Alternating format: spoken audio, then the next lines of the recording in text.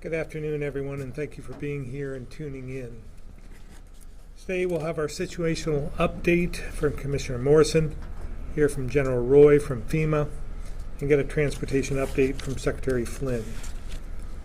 This weekend, I spent time in Orleans County meeting with people who were impacted, as well as taking a look at the substantial damage to the Ethan Allen manufacturing facility, and speaking with the town manager about the ripple effect the temporary closing will have on the region and the hundreds of employees and families. I was also in Barry, Johnson, Waterbury, and Montpelier. 2 weeks after the worst of the flooding, it's clear in each community I visit how much work we have ahead of us. I also continue to be inspired by all those working in our response and recovery efforts, especially municipal and local officials who take on a ton of responsibility during emergencies like this. Commissioner Morrison will discuss how we continue to work with them and reiterate the SEOC structure we have in place should cities and towns need more assistance and how to request it. Yesterday, I joined Senator Welch, Secretary Tebbetts, officials from the farming community, and others for a tour of a farm in Essex. So far, we know of about 10,000 acres of farmland that has been impacted by the flooding. The message we got yesterday that's so important for the producers to hear is report your damage. For structures and equipment, use 211. But for your crops, produce, and livestock, and I know this gets complicated, it needs to go through the Farm Service Agency, FSA. You can learn more at agriculture.vermont.gov/flood. Senator Welch made it very clear that we need to have firm numbers on losses in order to build our case in Washington for additional help. Much like the importance of meeting the threshold for individual assistance in counties, it's also important for Secretary Vilsack when determining whether the U.S. Department of Agriculture grants my request for a disaster declaration. So again, to our farmers and producers, I know as you're dealing with all the stress from the floods, the last thing you want to do is report things to the FSA. But it's so important and could be the difference between whether or not Congress provides financial assistance and grants to you and other farmers. Lastly, and I know you've heard this from me before, but I need to stress it again, for everyone, individuals and businesses of all kinds, please report, just report your damage to 211. Either call 211 or even better, go to vermont211.org to report your damage. Even if your basement flooded and you've already taken care of it, report it. A few of our counties have not met the threshold for individual assistance, and I know they need it. So please help your neighbors and report your damage. With that, I'll turn it over to Commissioner Morrison. Thank you, Governor. Good morning. Thank you for being here. I will provide some information on ongoing State Emergency Operations Center activities, also known as the SEOC. The SEOC has been fully activated since July 9th, the afternoon of July 9th. The SEOC serves as the coordinating umbrella for all partner resources, including the National Guard, FEMA, the Red Cross, 211, and more. If you see one of those partners in your community, you see the state of Vermont in action. It is through these partners and our constant coordination and communication that we are addressing needs on the ground. Together with our partners, our initial response and rescue phase resulted in 211 people and 20 animals rescued, plus 127 people evacuated by our urban search and rescue teams. There were 74 hazardous material team responses in the early phase of the storm damage. The SEOC coordinated the opening of 14 state and local shelters, ultimately serving over 100 displaced Vermonters. As we shifted to recovery efforts, the SEOC remained busy servicing requests for information and resources from our municipal partners. A few examples of the type of assistance provided include providing large shipments of bottled water to 31 towns, providing dehumidifiers and fans to 25 of our hardest hit towns, providing PPE to municipalities and relief organizations, coordinating dam engineers to inspect municipally owned dams, providing geological engineers to assess slide dangers, connecting communities to drone services to survey damages, deploying rapid assessment teams to the field with plumbing, electrical, and structural inspectors who have completed over 800 inspections in both public and private buildings to date. Coordinating debris removal contracts that have so far hauled away over 228 tons, and that is just those that are on the state contract. We've addressed the loss of critical grocery stores by working with AOT to increase transportation opportunities between Hardwick and Johnson to Morrisville, and by coordinating with Shaw's Corporate to establish grocery delivery in the Ludlow area. We've addressed the loss of a local pharmacy in Hardwick by coordinating with Walgreens to provide a mobile pharmacy capability. These are just some of the ways, the many ways that our SEOC staff has problem solved to meet local needs. If your community has new or ongoing needs, here is the process to get help from the SEOC. Community members should raise requests to local leadership who will aggregate and prioritize these requests. The Emergency Management Director or local EMD for that community will contact the SEOC to make a request for assistance. This process is iterative as community needs are dynamic. Local EMDs can reach out to the SEOC 24 hours a day, 7 days a week. If your community is in need, we want to hear from you. Lastly, I want to reemphasize what the governor said about reporting damages to Vermont211.org. Online reporting is preferred, but call takers are standing by to take calls from those who cannot access a computer. If your call goes to voicemail, rest assured that it will be returned in a timely manner. There is no backlog with 211 calls, and there has not been since Saturday evening. With that, I'll turn it over to General Roy, and I'll be available for questions afterwards. Thank you, ma'am. A major disaster declaration was declared on July 14th, which provided funding for emergency protective measures as well as assistance to individuals who have damages to their homes as a direct result of the storm. Hazard mitigation across the state was also authorized. FEMA currently has 450 personnel in the field, including 14 teams, disaster survivor assistance teams, going door to door across the state to assist residents in signing up for assistance from FEMA and answering their questions, and encouraging residents to contact 211. We have established 7 mobile registration centers across the state in the 8 declared counties to help people sign up. We have personnel in the state multi-agency resource centers who can assist residents in signing up for assistance. And we have established 2 disaster recovery centers, one in Rutland and one in Waterbury, where people can go to sign up for assistance and also receive help if they're having trouble with their applications. We've provided bottled water for the state to distribute and are providing bulk water to communities who are having water systems disrupted. We are coordinating with other federal agencies to provide critical assessments to wastewater treatment plants and hazardous material. And we're supporting town halls by providing answers to residents about the FEMA programs. As of today, we have visited over 6,000 homes and 330 businesses. We've approved $4.2 million in funding for residents impacted by the storm. We've inspected over 1,000 homes for damages. and we've provided rental assistance for over 350 people. Residents whose address is not currently in a designated area may still apply for assistance by calling the FEMA helpline at 1-800-621-3362.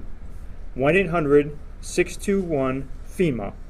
They're open from 7 a.m. to 11 p.m. daily. If you applied for assistance for FEMA but have not notified 211, please do so. This information will help provide the state an overall understanding of the impact and assist in securing federal funding to not only restore the damages, but to help mitigate against future damages. The deadline to apply for assistance for individuals is 12 September 2023. To apply for assistance, you may visit disasterassistance.gov, download the FEMA app, or call FEMA's hotline, as previously mentioned, 1-800-621-3362, between the hours of 7 a.m. and 11 p.m. So what's next? FEMA is here for the long haul. While we are focusing on individuals right now, we're conducting assessments on the overall damages to infrastructure. And we'll work with the state to apply for and assist with reimbursement for damages to roads, bridges, culverts, and facilities. Additionally, we're working with the governor on establishing a long-term recovery for the state. This won't be a short-term mission for FEMA. We're here for the long haul. And I'll be followed by the secretary. Sir? Thank you, General Roy, and good morning. I'll give an update on Vermont's roads, rails, airports. These are state roads, state-owned rail, state-owned airports, the 2 state dams, and also a brief on the current posture for the Department of Motor Vehicles. As I believe I said last week, state road systems are funded through the Federal Highway Administration. We are currently tallied at $35.2 million in cost, but I assure you we are nowhere near over our effort. State-owned rail, the lines that are owned by the Agency of Transportation, we are currently tallied at $62 million in damage and recovery effort. 7 roads remain closed, which is 12 miles. They are US 302 in Berry City. And I want to point out that this is a Class 1 town highway, which is a term that we use.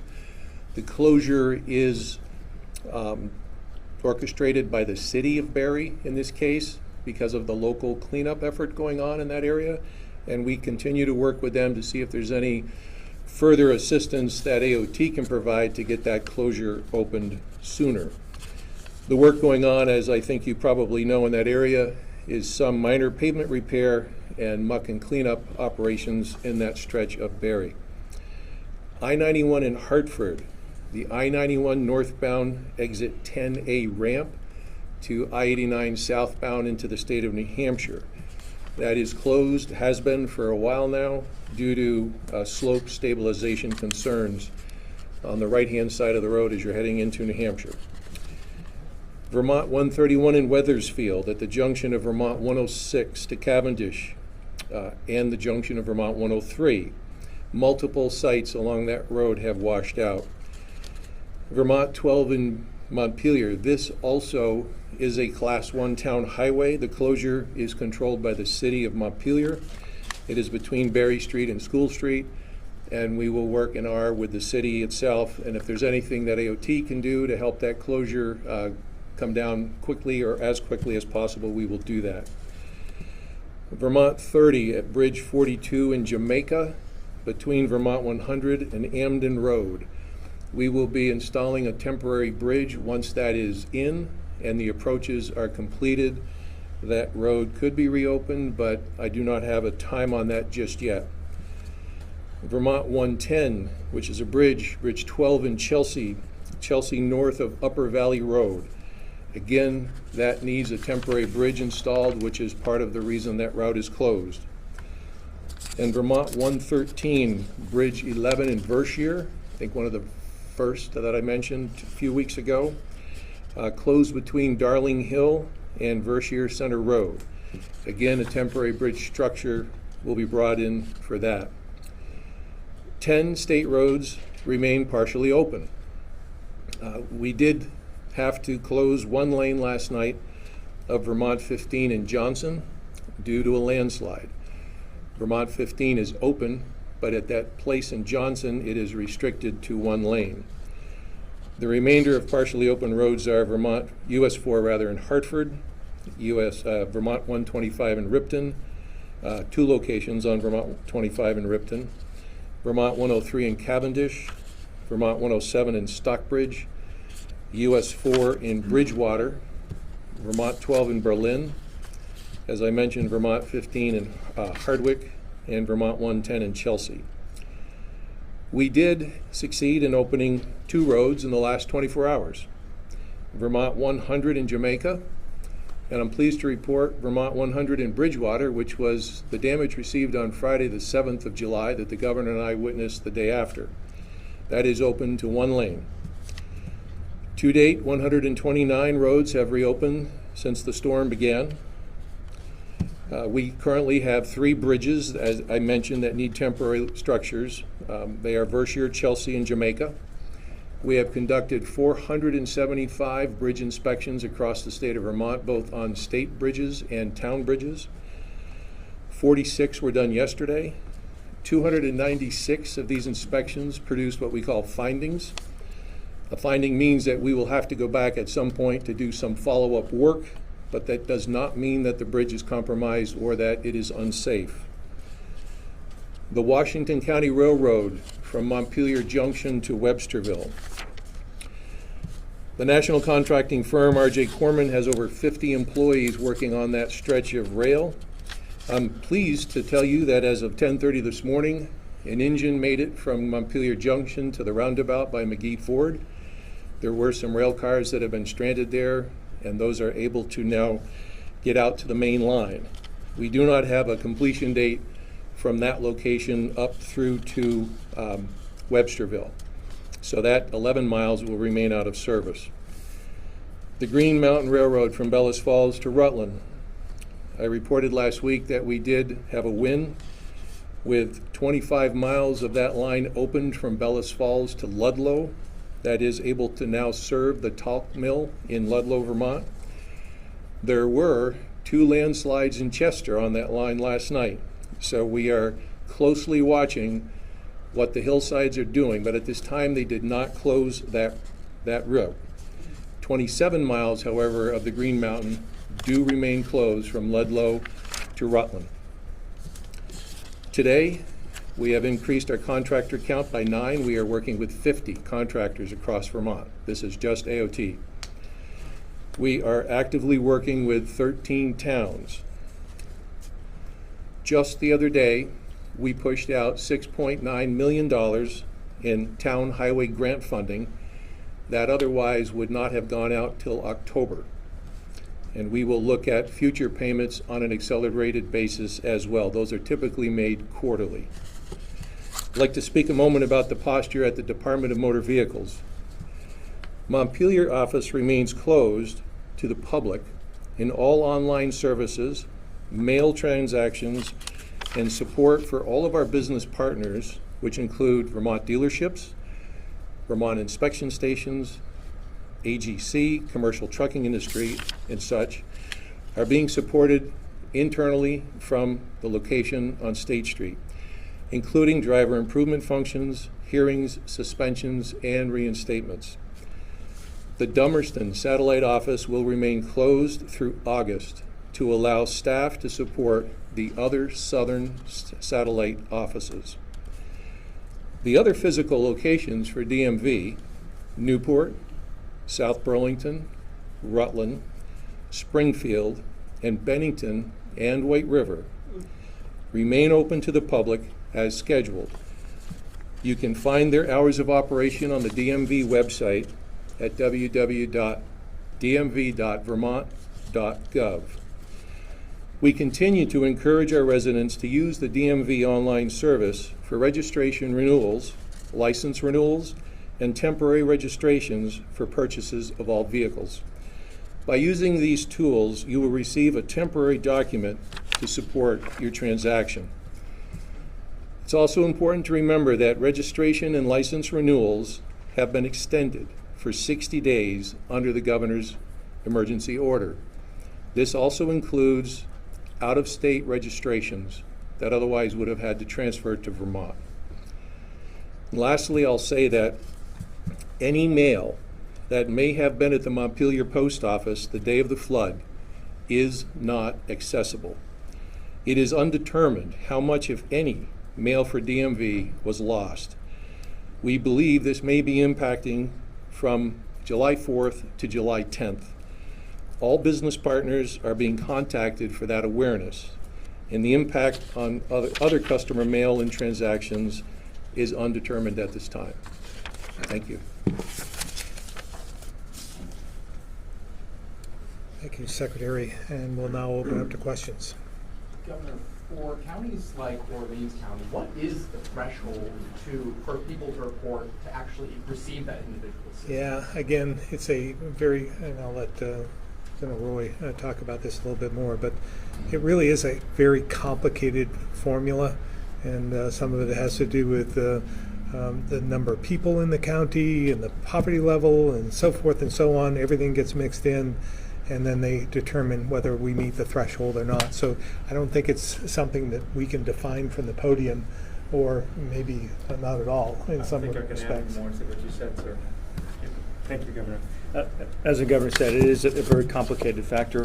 The first thing we were to look at is the number of homes that were destroyed and damaged, whether they were minor or major, and then overall the other number of homes that were affected across the county.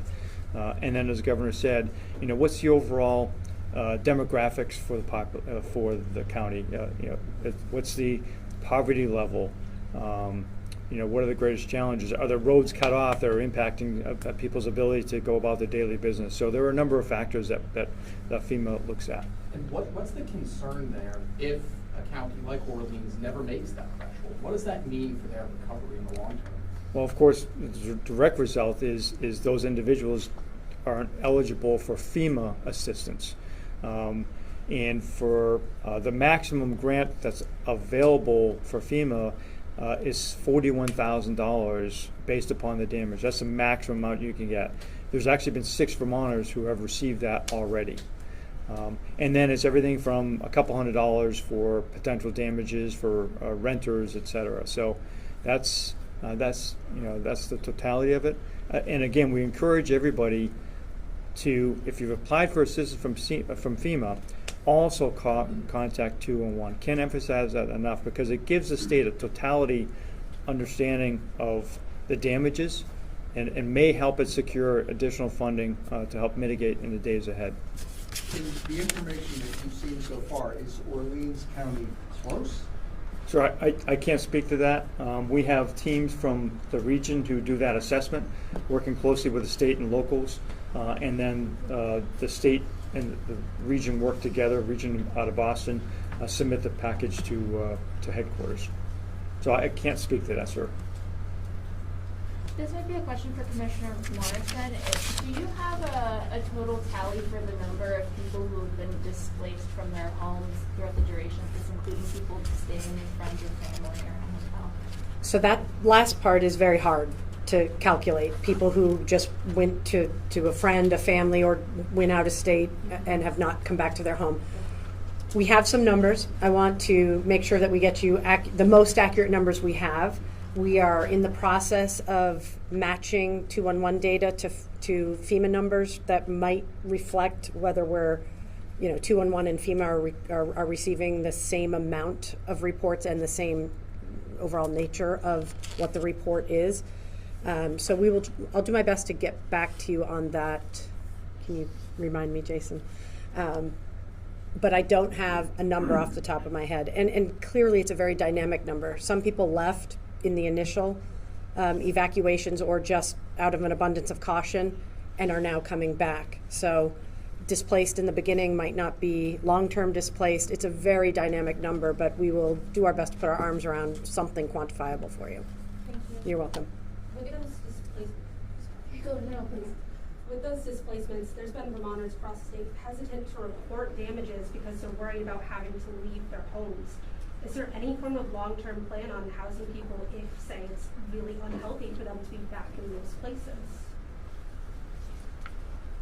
So yes, we are working on a long-term plan. Let's be very clear. We were working on the housing solution long-term prior to the flood. This was a known issue that the governor can speak more to, or Secretary Samuelson can speak more to.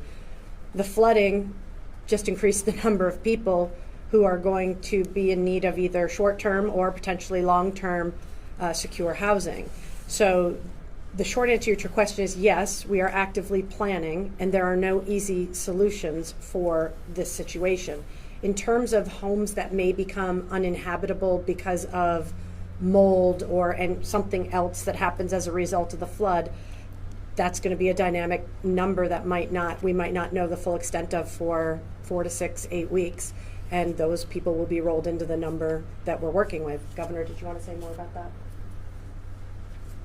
Again, reporting the damage to 211 is so important because the congressional delegation is working on a supplemental ask of Congress to provide for amounts in excess of $41,000 that the General Roy had talked about. So again, it's not lost on us that the challenge ahead and the number of people who are displaced and may never go back to where they lived previously. So we are actively pursuing all avenues in order to provide for their relief.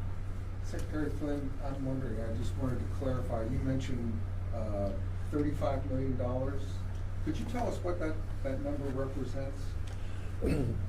Thank you. That number represents the cost of the AOT response to this point on state-owned roads, which again, our funding comes through the Federal Highway Administration, not through FEMA. So, not to confuse the subject, we also own rail property, which is FEMA eligible. So that was that other number that I gave you. But the 35 million number is our current tally with the Federal Highway Administration for the work that AOT has been doing on all of the roads that I've been listing that have either been closed or partially closed. So that doesn't necessarily represent what your estimated damage to the road system is? In totality, that is correct. It does not represent that yet because we don't have that number yet because our work is not over with. And when Secretary Buttigieg was here, whatever it was, I can't. We could go yesterday, I think. Yeah. He encouraged state officials to apply for the infrastructure grants that, I don't know if it would redesign some of the road projects, but try to mitigate future flood damage. Right. And I think the application deadline was in the middle of August or something like that. Is that something that you plan to take advantage of? Well, I think some of that has to do with FEMA funding with respect to building things back with more resiliency. I know we did that at Tropical Storm Irene, especially with a lot of local bridges, but even on the federal highway side. So our entire financial book of business comes through the Highway Trust Fund. It comes through the reauthorization, which we're in the middle of right now, which is the 2JA, if you will. It's a 5-year tranche of money. And so anything we're doing in typical project order, we are trying to rebuild things in a better, more resilient fashion. And I think that's part of the reason why we didn't see as many bridges wiped out in this flood as we did in Irene. So the answer would be yes, we will continue to look for every unique pocket of money. There are grant programs through the U.S. Department of Transportation for bridges and culverts, if you will, which are separate and aside from our expected funding stream through the FAST Act or the reauthorization.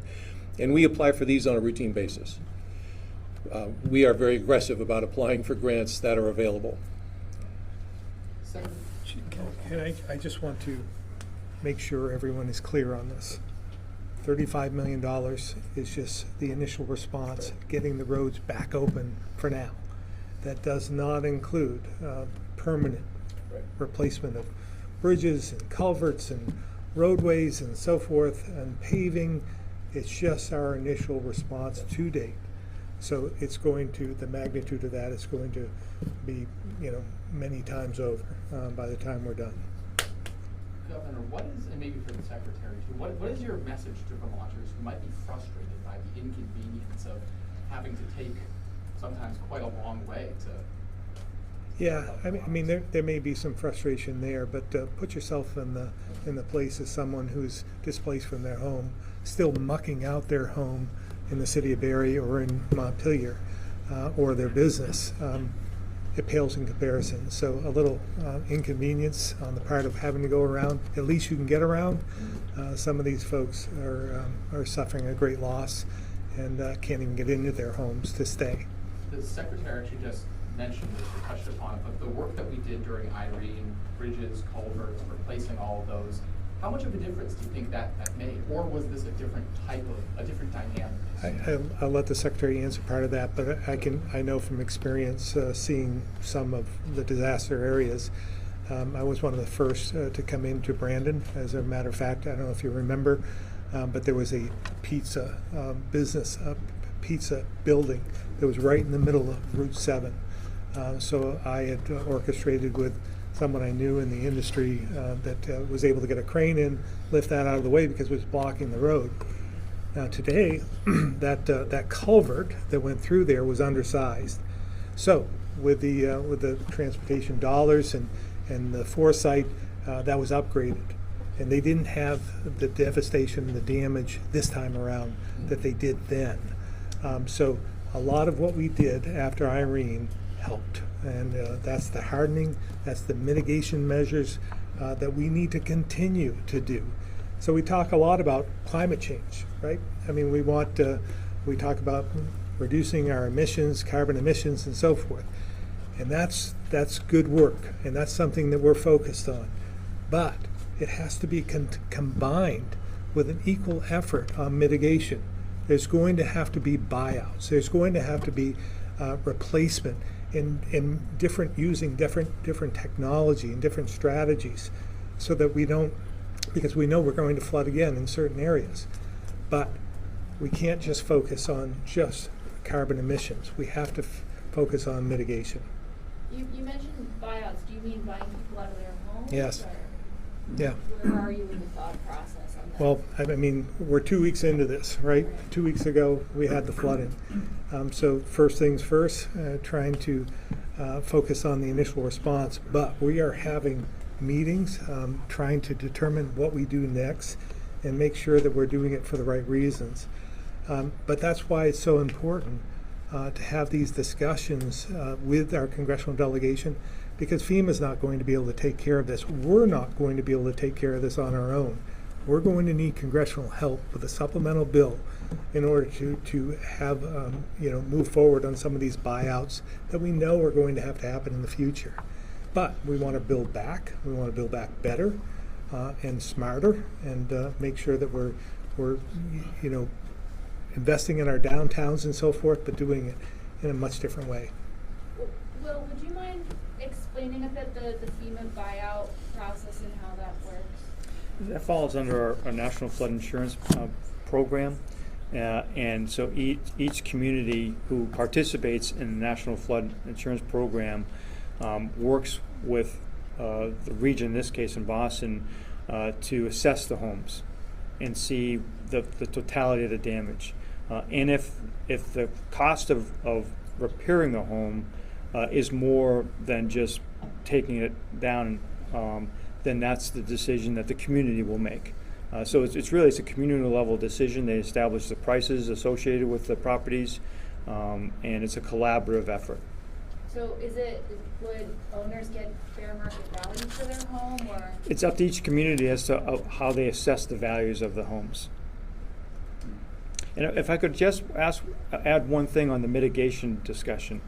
We all remember 2017 pretty well, some more than others, having been in headquarters. We remember Harvey, Irma, Maria. But if I said Nate, how many people here will remember that Nate? Nate was a hurricane that came in. into a different area in Alabama that had been hit years before. And because of the mitigation they had done by elevating homes, by adjusting culverts and so forth, the damages were relatively minor. And it was because it was a great example of the mitigation dollars being effective. I think the estimate today is for every dollar you invest in mitigation, right, you offset $6 from impact from a disaster, from a future disaster. I'm currently working an older disaster, older as in this last Christmas, for the Christmas storms, in which the utilities were hit pretty hard. But we have great examples where the utilities had used mitigation to help mitigate against future storms, and in fact they did. Those lines that we mitigated from previous disasters held up this time. So as the governor has said, you know, we really need to look at how we rebuild and ensure that we are in a better place. Vermont is stronger after the storm than it was prior to. And I think that's the focus we have. You mentioned the correlation between buyouts and the National Flood Insurance Program. Does an individual need to have flood insurance in order to be bought out of their home? They have to be participating in the flood insurance program, yes. On an individual level? Yes, ma'am. Okay. That is my understanding. I could be wrong. I'll get back to you if I am wrong. So that would take out the mobile home parks. I imagine there are a lot of them that are in the floodplain already and don't have flood insurance. Yeah, I can't speak to that, sir, at this point in time. But we can provide greater information for you in the future. Yeah, just remember, that's why I keep talking about the congressional work that's being done for a supplemental bill to assist in areas like that. I think there are a number of buyouts that need to take place in different areas, but we're going to FEMA under the present structure, can't do that. But that's why we need supplemental funding in order to accomplish that. I want to have Secretary Moore comment further. Thank you, Governor. I just want to draw attention to the Flood Resilient Communities Fund, which is a joint initiative of the Agency of Natural Resources and the Department of Public Safety that we've been advancing for the last 2 years now with some of the ARPA funds to fill gaps where FEMA isn't able to come in and offer relief to individual property owners. We created a special fund using ARPA dollars to affect some of those buyouts, and to great success so far, and happy to provide additional details on that program. In addition, the governor's budget included in money we needed to access pre-disaster or pre-hazard mitigation dollars that were available to Vermont in fairly significant supply as a result of the way we accessed FEMA funding through the COVID crisis.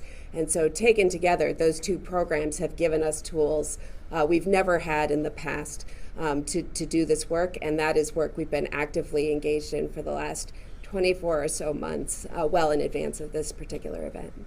In terms of the buyout price, I'm sure part of the calculation I would think would have to be the fact that home prices in Vermont have skyrocketed, and so if you get below fair market value for the house that was destroyed, how are you supposed to find a new home? Right. In general, that's part of the Flood Resilient Communities program as well, is trying to make sure people are being compensated at fair market value. That's not to say that a home well outside a floodplain and flood hazard area may not have a higher starting value just on principle, but at least allowing fair compensation for the home the resident is currently in.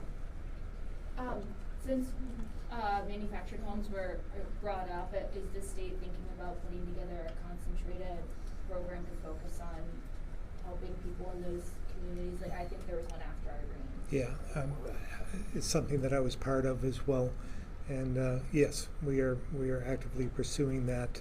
We don't want them to feel forgotten, but we're trying to assess all the damage at this point and determine where we go from here. There is, through different levels, there is some FEMA funding available for short-term replacement and so forth of those homes that we are actively looking into and working with General Roy on that. Governor, as you know, when it comes to the supplemental FEMA assistance working its way through Congress, maybe, as you know, we are in a divided Congress. There's been political fights over FEMA funding in the past. I'm thinking after Sandy. How confident are you, or what's the concern there of, you know, the timeline that we face for some of this money to get through Congress and whether we'll actually get there? Yeah, you know, I think always concerned about the polarization in Congress, but these storms, they don't just affect blue states. They don't just affect red states. They affect all states, and so I think there's a realization amongst Congress, members of Congress, that it could be them next if it already hasn't been them. So I think there's a certain sensitivity to that. But you're aware there's a huge fight going down in Congress, primarily on a partisan basis between the House Republicans and the Senate Democrats, about a whole slew of funding bills.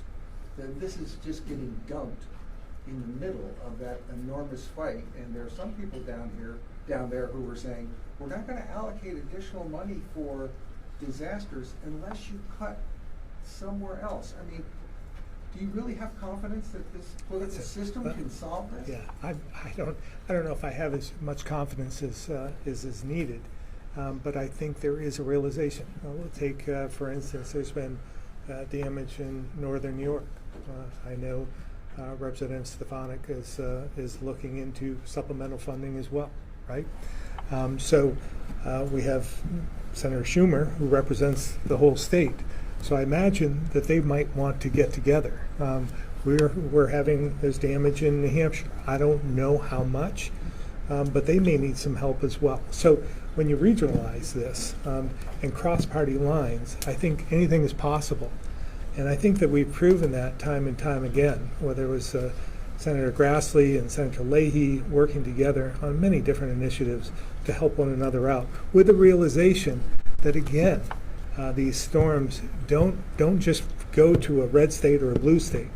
They hit them all, and I think it could be whoever is being the obstacle, their state could be next.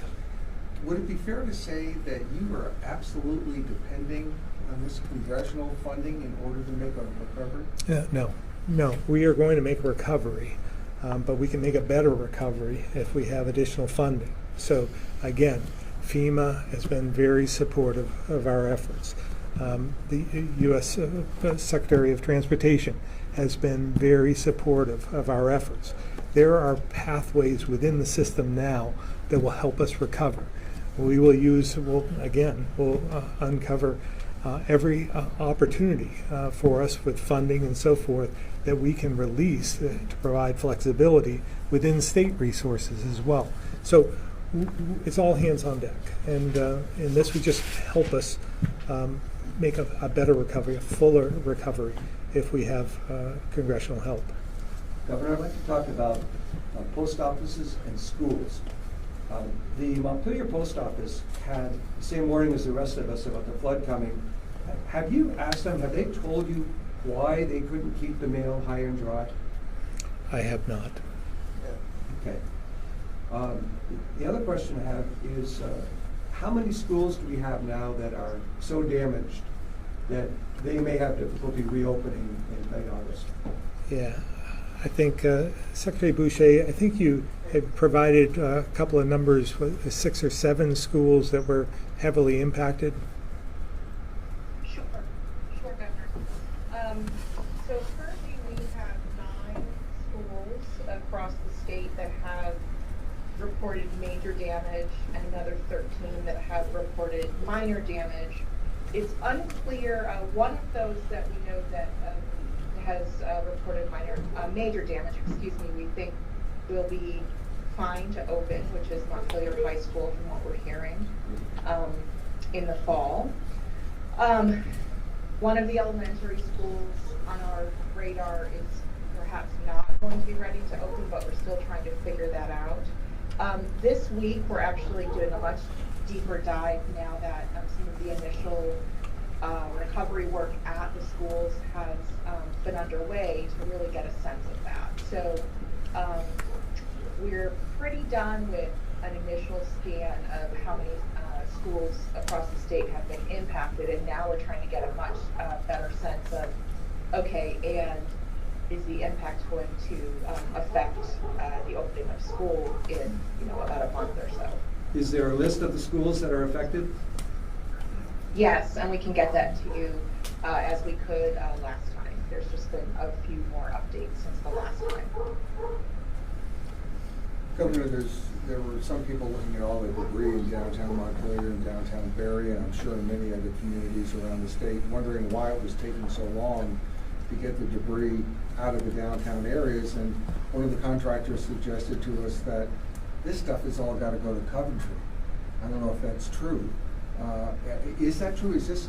Well, we only have one landfill pretty much in the state. So everything, all the damage and debris is going to Coventry, and is Yeah, that I think sort of it a gets clog in the system? it gets a little bit more complicated than that because some of the silt and affected soils, and maybe Secretary Moore could answer some of that, needs to be segregated and trucked to a different location, I believe, be aerated and so forth. We have several different debris management strategies that are being deployed. The governor is correct, though. Coventry is our only landfill, and to the extent there's material that needs to go to a landfill, that is where it has to go. Contractors have been working to identify some staging areas where they can drop the loads out of the big trucks that are being used in the downtown areas to collect debris. Further sorted a little bit, removing some of the valuable recyclable materials, and then trucking the remains to Coventry. We have been encouraging homeowners as they're cleaning out their basements to try to segregate household hazardous waste and electronic waste, and are working with partners in the solid waste management entities to arrange opportunities to collect those materials separately that we know we don't want to get mixed into that general trash stream. In addition, in locations where there's sediment and soils that have been impacted by petroleum products, we have set up separate areas where for those soils to be taken to so that they can be managed appropriately and reduce further environmental contamination. So it really is a multifaceted approach. And through the SEOC, there's a debris team that involves staff from the Department of Environmental Conservation, along with other experts from the hazardous spill or the hazmat team that have collectively put together this strategy. We're going to have to go to the Oh, sorry. and come back through, but I think we have two people on the line. We'll start with Chris Roy, Newport Daily Express.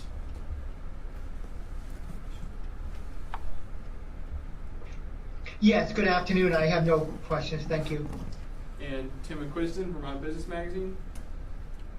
Nothing right now, thank you. All right, Sarah. You brought up the supplemental appropriations bill from Congress, and you also mentioned Senator Leahy, and I think we all know that he had such a legacy for really bringing home the bacon. Yeah. And I'm wondering if that's something that you're thinking about now that he's not in office any longer. I've been thinking about that ever since he left office. Governor, you mentioned climate just a little bit ago. I'm not sure if you've had a chance to see this morning yet, but the Secretary of State put out a message this morning saying that not enough in the state has been done in terms of climate, and mentioned that not enough climate legislation has been passed. But you did mention building back with more resiliency in mind. Do you have any additional comments on that topic? I haven't seen the op-ed, but again, I believe climate change is real. I think that we need to transition away from carbon emissions, but we also have to have a balance here, right? I mean, we need to make sure that we're resilient, that we mitigate this damage at the same time, because regardless, if we could magically throw a switch and eliminate carbon from society, that wouldn't stop this storm from happening, the storm next year, the storm 10 years from now. It's just something that's going to take some time for the world to heal.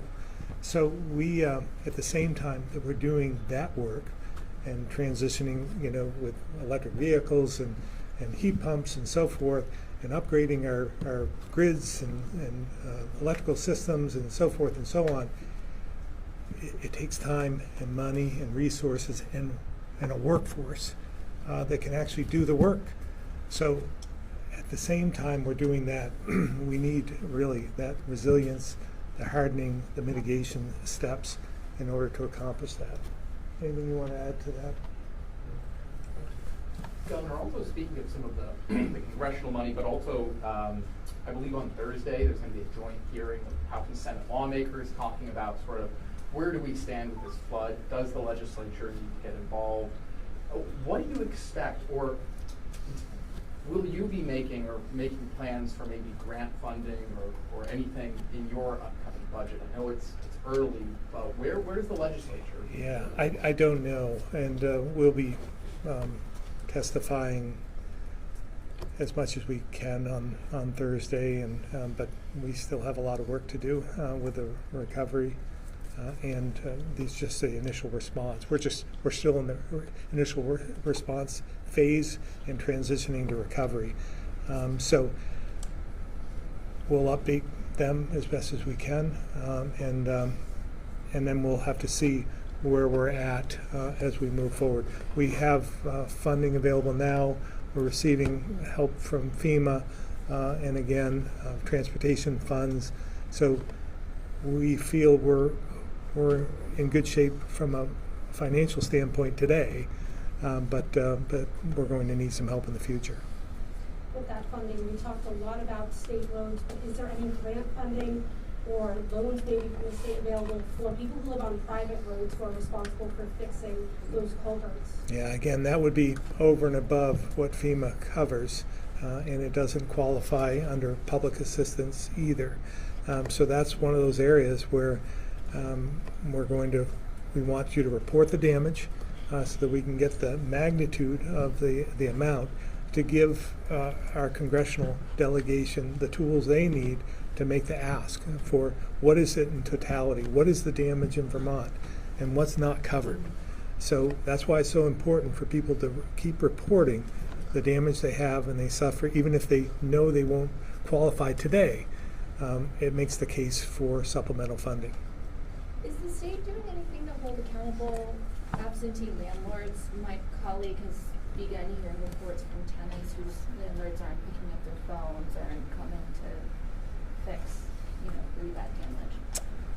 I might ask if Commissioner Hanford has any information on that. This is something I hadn't heard much about, but that's a difficult question to answer directly. What folks that are renters should do is 211, report their damage, and register with FEMA. Renters are eligible for FEMA assistance. Their landlords to repair the property are eligible for SBA loans. So it's a difficult situation for a renter that is in a damaged apartment.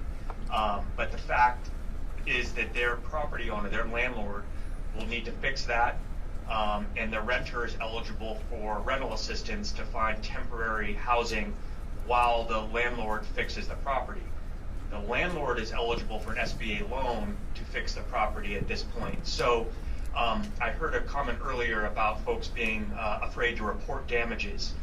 That shouldn't be the case. FEMA is not condemning and kicking people out of damaged properties, but the renters that are affected need to report their damage and get FEMA assistance to help support their temporary housing needs in the short term while repairs can take place.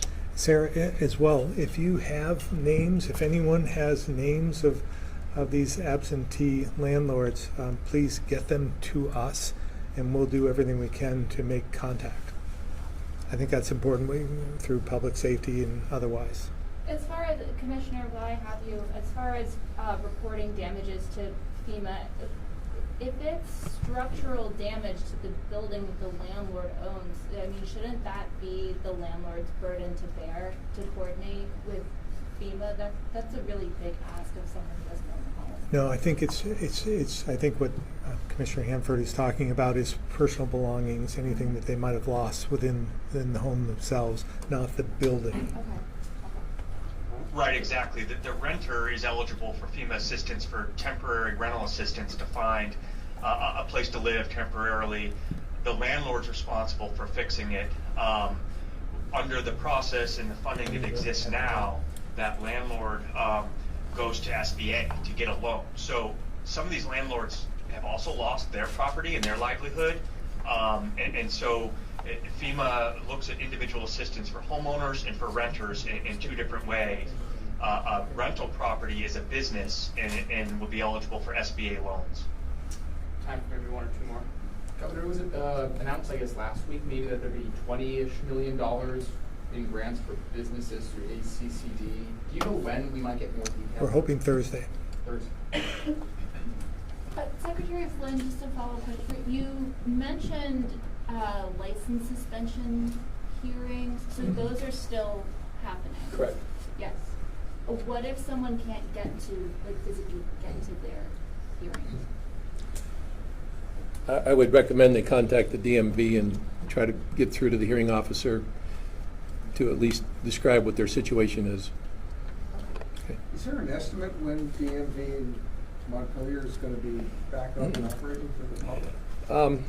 I couldn't give you that right now, but I don't think it's going to be that long. I think some of it has to do with the overall citywide recovery work that's still occurring on State Street and, directing thousands of, literally DMV downtown at 120 can see 2,000 to 3,000 people on a given week, foot traffic. So I think some of that is keeping in mind what's also happening downtown right at the moment.